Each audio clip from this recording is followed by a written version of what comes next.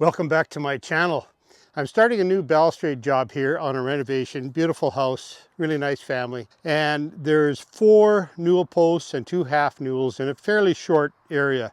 And I'm going to show you the layout and getting the heights right and all those sorts of things. And just come on in and I'll show you. Yeah, so this is the job.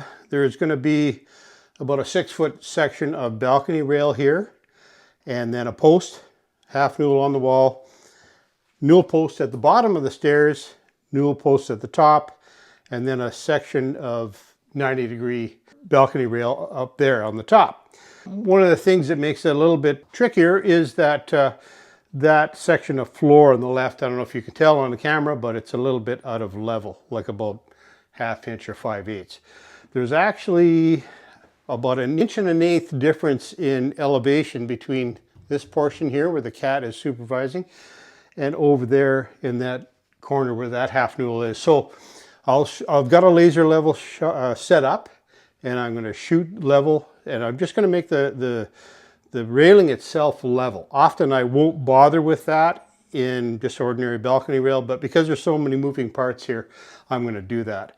I'm going to make it all level. I have to cut all my balusters anyway. They're steel balusters. So that's the plan. And I'll just show you over here.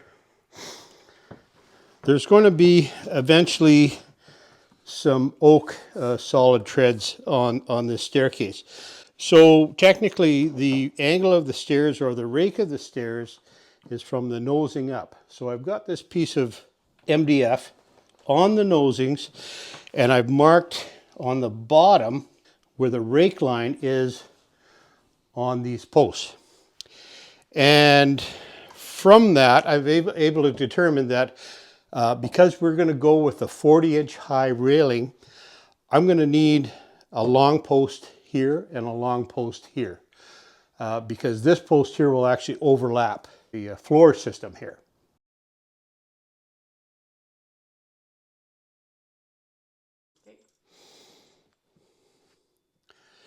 All right, so 36 inches up from my rake line here will be about at the top of this temporary railing system.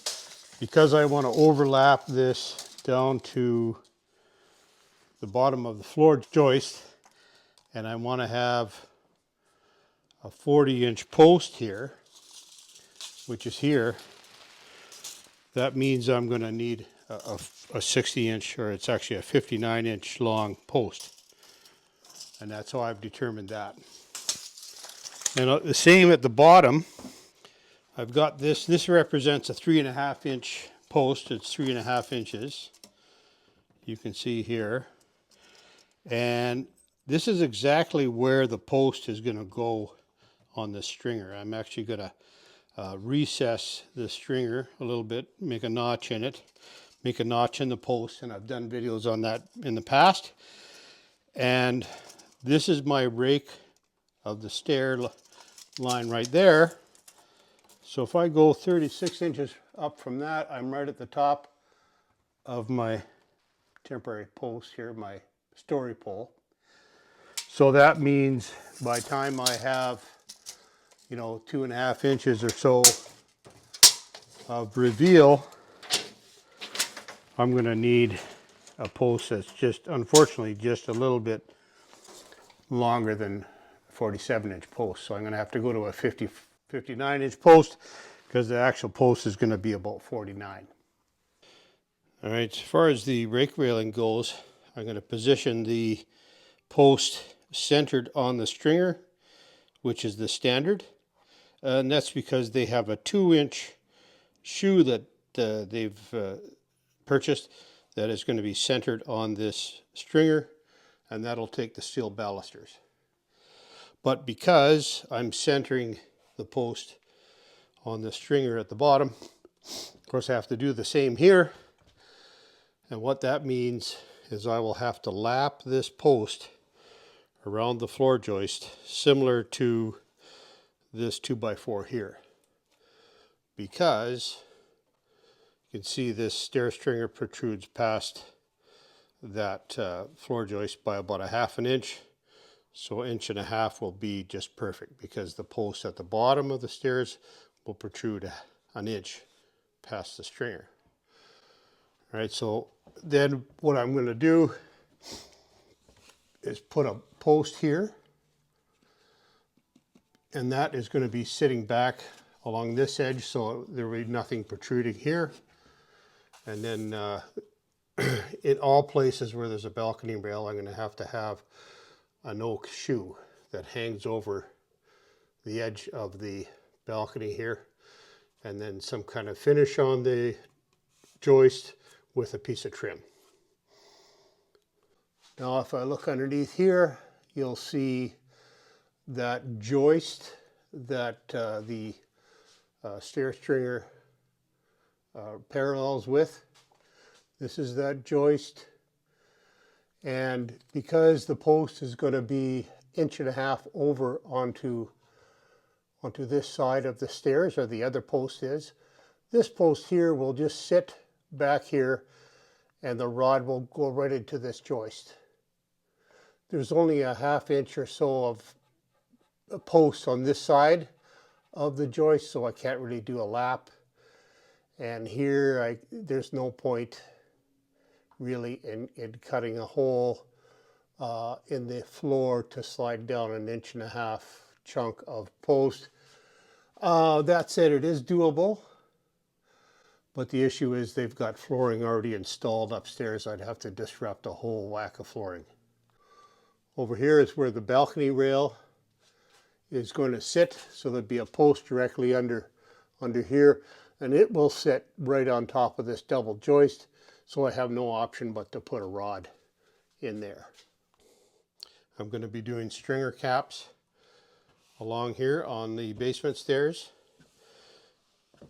Here will be a shoe that takes balusters, but over here I'll need a stringer cap as well, plus a nosing piece that will be 3.5 inches the width of the or the post, plus a 1/2 inch for the drywall, and probably another inch overhang.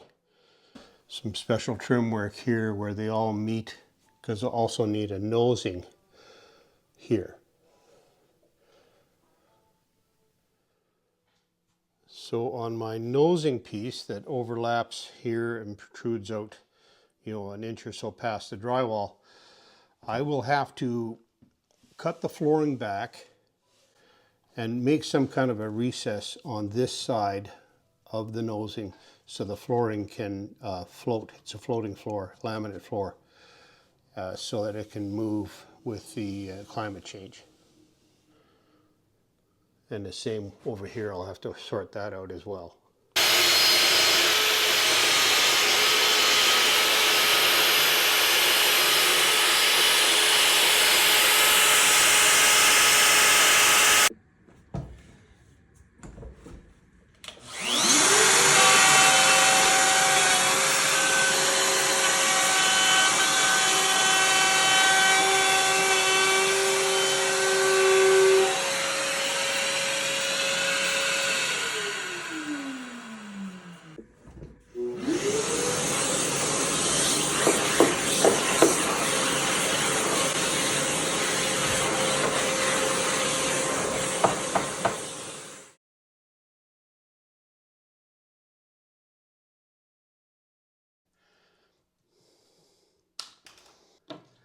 Okay, laser level is still on our reference mark right here. And we'll mark, this will be our 1/2 newel. I'll just mark that here.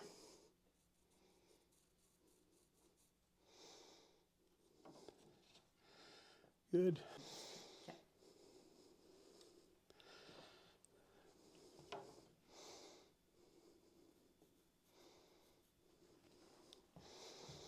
Okay, and you can swing over to that post. Now the only thing I'll have to do, other than have the cat move, is I will have to remember to take the thickness of the flooring, because I'm going to remove the flooring. I'm going to take the thickness of the flooring into my math. So I'll add a little bit, like 1/4 inch or so, into the onto the length of the post.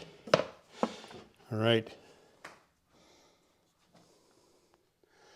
There we go.